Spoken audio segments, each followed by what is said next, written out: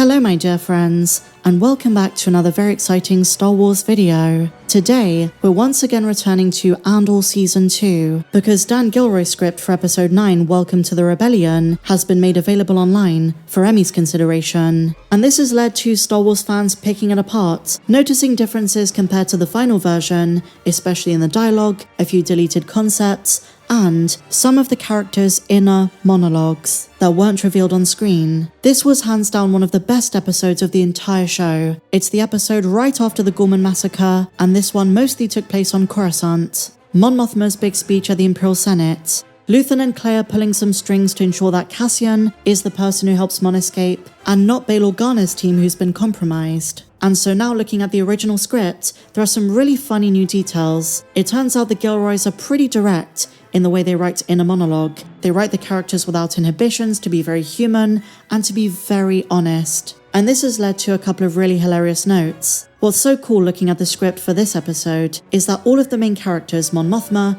Kleya, Cassian, Luthen, they all have their words, the actual script, but they're also given a separate dialogue which we don't see. It's the process of the characters thinking internally before they say the lines we heard. So we're really seeing the kinds of worries and anxieties they're holding on to, and also the things they don't dare to say. A great example of this is between Kleya and Luthen. At one point she says, "You have to get back to the gallery," and Luthen responds, "They're coming down here, you have to warn them." And then with confidence, Kleya shouts, "I'll find them." But then she tells herself, and this is the really funny bit, "Shut the f*** up." Shut up! Shut up! Oh my goodness, you know, if this was Ahsoka, this would be so inappropriate. But because it's Andor, because it's marketed as being very gritty and adult, because there's a bit more profanity more generally, and they did scrap a couple of F-bombs in the first season, it's way more expected in this context. But I really didn't think we'd find it in the script. I guess we all do it. We've all thought to ourselves, you know, don't say this or shut the F up, whatever the situation, and Claire is thinking it in this scene. Another pretty hilarious revelation comes in Mon Mothma's private Senate office. This is before the speech, before the rescue, this is at the beginning of the episode, and before she temporarily parts ways with Erskine. The script notes, she's at her desk with a datapad, working on her speech. Across the room, Erskine with a bug, sweeper, searching for listening devices. He's been thorough. Things undone and overturned. Mon looks up, because he's just found something. Holding it up, bringing it over. Silence now. Gestures. What should they do? Erskine isn't sure. Placing it on the desk, trying to think when. Mon crushes it with her datapad. Impulsive, but satisfying. And she thinks to herself, "F*** the Empire." This is a line originally lifted from Season 1. It was the line Marva was posthumously about to say before they changed it to "Fight the Empire."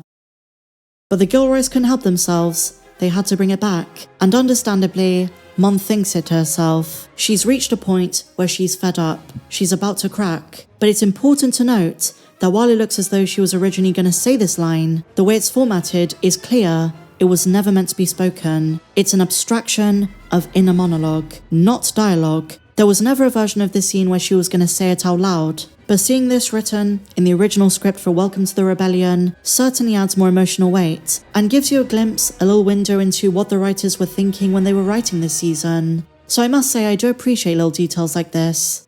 And so now my friends, let's move on to another big revelation from this script. In the Imperial Senate, moments before Bail Organa gave his address introducing Mon Mothma, there was originally going to be a senator from Ilum, a planet we know from the Clone Wars, mentioned in The Force Awakens as Starkiller Base, and it was just going to be a fun Easter egg.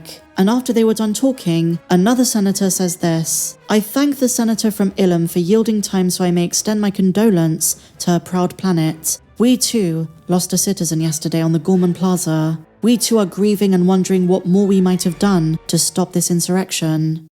Ilum first appeared in the Clone Wars episode The Gathering, where Yoda took a group of Jedi younglings on a pilgrimage to find the kyber crystals that would ignite their lightsabers. And some of these characters have remained prevalent in the Star Wars universe. Hu Yang, Gunji, and George Lucas originally wanted to make a spin-off show about them. Ilum, like I say, is also important in the sequel trilogy, and is also in Jedi Fallen Order. The Empire was pillaging the planet for its kyber resources to power the Death Stars, and from the Empire all the way to the First Order, it remained a very exploited world, but a significant one. So the fact it was almost mentioned in Andor is pretty fascinating. Not the first show you think of or assume when you talk about a planet so intrinsically linked to the Force, but like the Gilroys admitted, so many concepts were scrapped. I've spoken about them in depth, but this script is just the icing on the cake. I was reading through it, and with these little interjections, be they inner monologues, expanded scenes with more senators, you get the same feeling as when you read tie-in books after you've seen the film. It just gives you a more wholesome, wide-ranging perspective on the same story.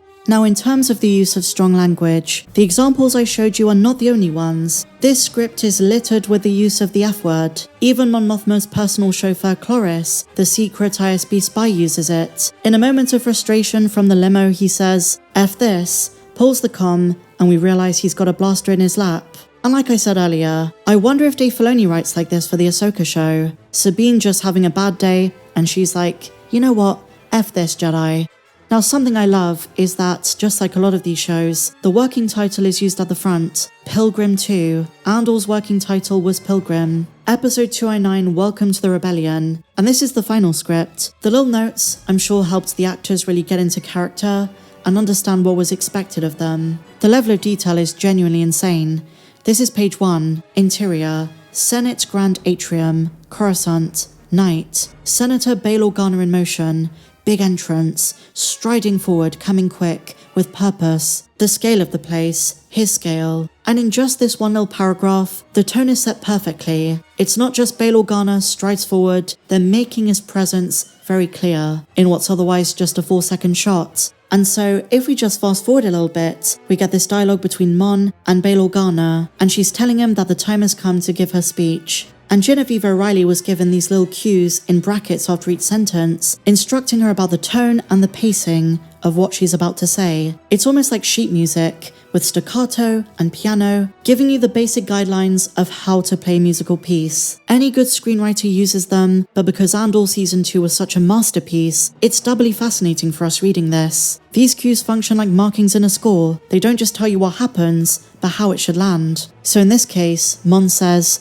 "I've seen you work miracles before." And before he can object, because earlier he said, "They'll never let you take the floor," she then adds, "It has to be done, Bail. I can't take it anymore. I'm giving a speech and I'm not holding back." And then Dan Gilroy writes, "Steamrolling." So this tells us Mon is now on a roll, she's really gaining momentum, and now she's just going for it. No hesitation, she's letting it flow.